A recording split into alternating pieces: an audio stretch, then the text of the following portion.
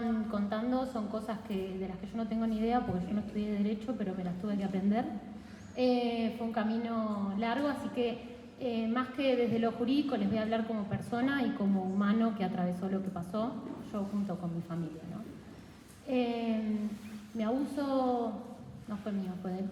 El abuso sexual que mi abuelo perpetró contra mí fue cuando yo era muy chiquita. El otro día, bueno, como esto llegó a los medios, tuve también que explicárselo a gente que quizás no le había pasado. Yo los miro y las miro y desearía que ninguno de ustedes le haya pasado, pero sé con certeza que no. Aquellos que no lo hayan vivido y que no sepan lo que significa un abuso sexual infantil, me puse a pensar en cómo podía transmitirlo y contarlo, y pensaba en la metáfora de, imagínate que un día vos volvés a tu casa y tu casa está toda llena de una baba gigante por acá, todo, tus muebles, tu ropa, tus cosas, todo. Vos no sabés de dónde vino, no sabes por qué está todo eso ahí, y no solamente no sabés por qué está esto ahí, sino que además no sabes por qué sos el encargado o encargada de limpiarlo. O sea, alguien te llenó tu casa de baba, alguien llenó tu casa de una cosa espesa, insoportable, que se te pega mientras intentás limpiarla, cada vez se te pega más a tu cuerpo, más a lo que sea que estás limpiando, y encima es tu responsabilidad. Así se siente tener 4 años y sufrir un abuso sexual. No entendés nada de lo que está pasando. Y encima hay una exigencia de que seas vos responsable de resolver ese quilombo del que no tuviste ni un poquito de responsabilidad. En ese momento yo tuve la buena estrella que me acompañó durante toda mi vida, que se las voy a ir contando, pero la buena estrella de que cuando yo lo conté, mis papás, que son estas 2 personas inmensas que están acá, me creyeron, no me consultaron nada, no me indagaron, no me preguntaron, no desconfiaron. Desde el primer instante estuvieron ahí para mí y me separaron de mi abusador, lo cual a mí me generó un alivio tan inmenso que me permitió que esto que estaba diciendo Gabriel, que le pasa a las víctimas de guardártelo en el cuerpo, yo no me lo guardé. Yo supe desde muy chiquita que eso no me pertenecía, que toda esa baba que estaba llenándome la casa no la había traído yo y que yo me tenía que deshacer de eso como fuera. Entonces empecé a decírselo a todo el mundo. A quien me quisiera escuchar se lo conté, a mis amigos de la primaria, a mi maestra, a mi seño, a mí. Todo el mundo que me conociera sabía que a mí me había pasado eso.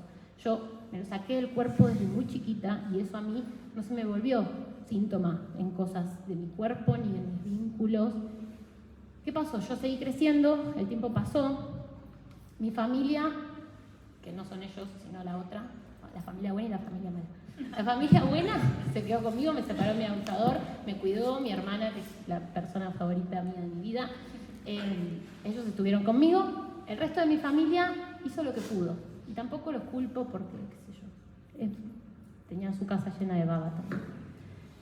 Cuando uno cuenta un abuso intrafamiliar, hay una cuestión muy compleja, que es que cuando vos sufrís cualquier cosa, tu familia tiene su lealtad con vos. Mi familia tuvo que decidir su lealtad en ese momento. Y la realidad es que muchos de ellos no pudieron elegirme. No lo hicieron, no sé si fue porque no pudieron, no quisieron, no nos eligieron. En ese momento, cuando vos contás algo así y alguien no te elige, obviamente uno empieza a dudar y empezás a mirar hacia tus propias decisiones y hay toda una construcción del abusador en tu mente que te hace responsable de lo que está pasando. Tu familia estalla en 1000 pedazos y la culpa fue tuya porque abriste la boca. Es muy difícil luchar contra esa idea. Es muy difícil luchar contra esa idea porque viene de afuera y viene de adentro. Y uno se choca, el lugar en el que se choca es tu propio cuerpo. Sos vos diciendo, ¿qué iba a hacer? Me tenía que aguantar. Y la gente de alrededor te mira como diciendo, sí, te tenías que aguantar. Y cuando uno decide no aguantarse, empieza el camino que yo últimamente me viene pasando mucho, que está esto de decir, me dicen, qué valiente. Y yo pienso, qué injusto. Yo además tenía que ser valiente. O sea, encima de todo lo que me había pasado, encima de todo lo que me estaba enfrentando, además yo tenía que ser valiente, heroica, estoica. Paren, tenía 11 años. Y esas exigencias que me acompañaron durante muchísimo tiempo no tenían que ver con que mi familia no me creyera. Es peor, me creyeron. Sabían que era verdad. No les importó.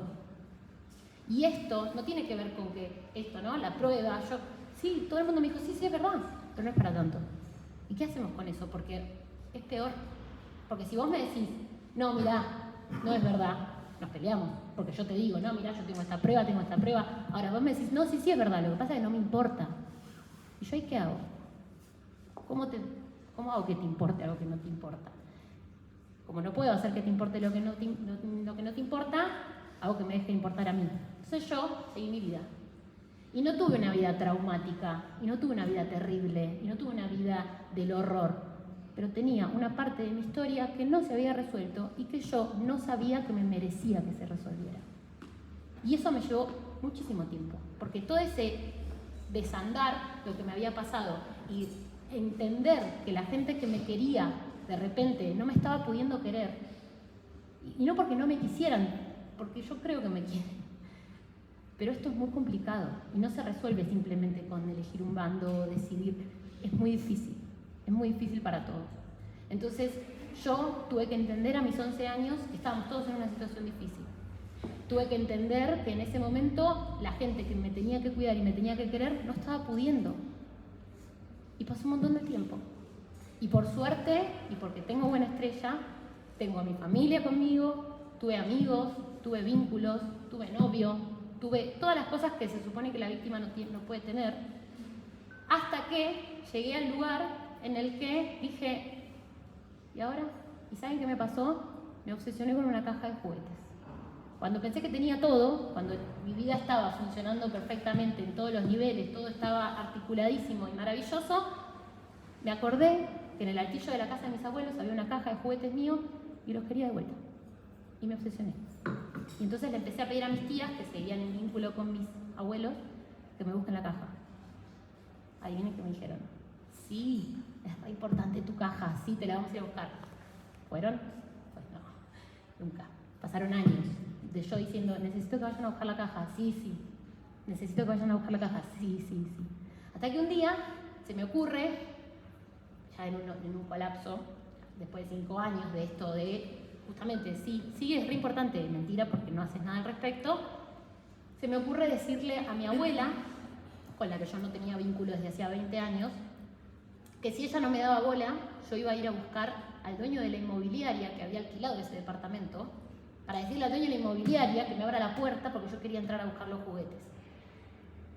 Lo de los juguetes nunca se resolvió, no los tengo. Pero en ese momento fue la primera vez que yo dije, yo estoy buscando una respuesta cuerda en el medio de un montón de gente que está loca.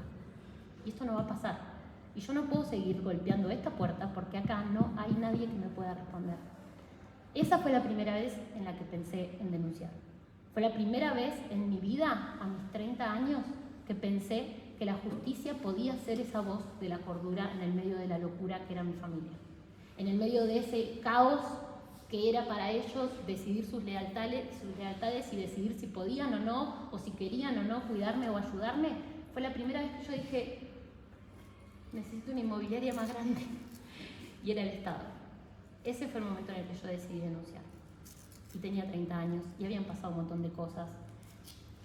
Fui a buscar a mi abogada, que es Constanza García, y la primera vez, el día que fui a su despacho a hacer la denuncia, fue la primera vez que yo pude contar de punta a punta lo que había pasado, y nunca me voy a olvidar del instante en el que Constanza me dejó de escuchar, dejó de escribir, dejó de anotar mi denuncia, apoyó la lapicera y me dijo, esto que te pasó es un delito. Ese para mí fue un momento clave, fundacional para mí, porque fue la primera vez que alguien, sabiendo, porque mis papás me creyeron, porque son mis papás, pero yo no les conté lo que había pasado. Y entonces después empieza la duda, y si no fue para tanto, y si yo estaba exagerando, y sí. Y yo a Constanza le dije de punta a punta lo que había pasado, y ella me miró y me dijo, te mereces justicia. Y fue la primera vez en mi vida que alguien me había dicho eso. Me sentí tan poderosa, me sentí tan valiente, y después se me pasó. ¿Por qué? Porque fui a la UFI, a la que nos habían derivado, yo no sabía lo que era una UFI, me enteré. Y el fiscal que me había tocado había decidido que mi reclamo no era válido, o sea, era del otro equipo, evidentemente. Porque desde el principio decidió que yo no tenía que tener derecho a lo que estaba exigiendo. Entonces, de nuevo, en vez de decírmelo, en vez de tener la valentía que se me estaba exigiendo a mí como víctima de ir, denunciar, decir, contar, exponerme, él ni siquiera salió a recibirme y una secretaria me dijo que no me iba a atender. ¿Qué significa esto? Para una persona que acaba de hacer una denuncia de estas características, o sea, a mí se me exige un tope de adrenalina de contar, decir, qué sé yo, y después, no, bueno, ahora tenés que esperar. Ahí vino un momento terrible, que yo se los voy a contar así como lo viví, que fue que me citaron, me dieron una fecha con un horario para que yo asista a la fiscalía para ratificar mi denuncia. Yo soy docente, trabajo en colegios.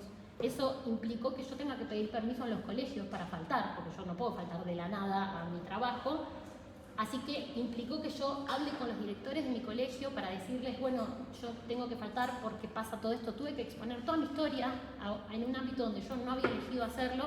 Tuve que contarlo, tuve que decirlo, tuve que pedir permiso, tuve que escribir una carta diciendo que me iba a ausentar del colegio por esas razones. Y cuando llegué a la fiscalía, ellos me dijeron que no me habían anotado en la agenda. O sea, todo mi trabajo emocional, que además yo estaba generando un espacio de movilización de un montón de emociones, llegué ahí y me dijeron, no estás en la agenda. Y no me atendieron. Eso fue atroz, no solo para mí, sino para ellos también, que estaban ahí conmigo, que me acompañaron a todas estas cosas, estábamos todos con la vida acá en la garganta y nadie nos abrió.